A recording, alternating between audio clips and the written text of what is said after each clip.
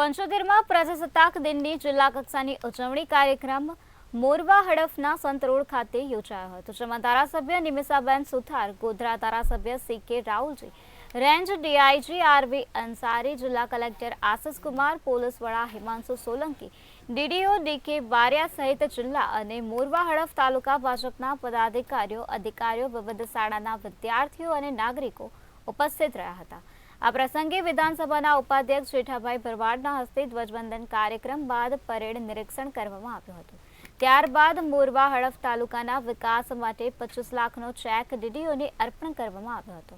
આ ઉપરાંત જિલ્લામાં વિવિધ ક્ષેત્રે શ્રેષ્ઠ કામગીરીને બિરદાવતા પુરવઠા અધિકારી, પોલીસ, 108 એમરજન્સી વિભાગ સહિતની પ્રશસ્તિ પત્રો આપીને સન્માનિત કરવામાં આવ્યા હતા। તેમજ વિવિધ શાળાના વિદ્યાર્થીઓએ સાંસ્કૃતિક કાર્યક્રમો થકી સમગ્ર વાતાવરણ દેશભક્તિમય બનાવી દીધું હતું।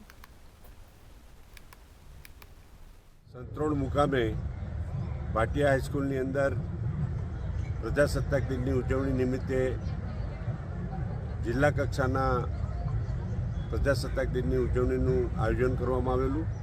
એ આયોજનના નિમિત્તે આજે વિવિધ પ્રોગ્રામો, રાષ્ટ્રગીતો અને વિવિધ શાળાના વિદ્યાર્થીઓ તેમજ અધિકારીઓએ જે સારી કામગીરી તેઓને પણ એમના પ્રમાણપત્રો આપીને તેમનું સન્માન કરવામાં આવ્યું।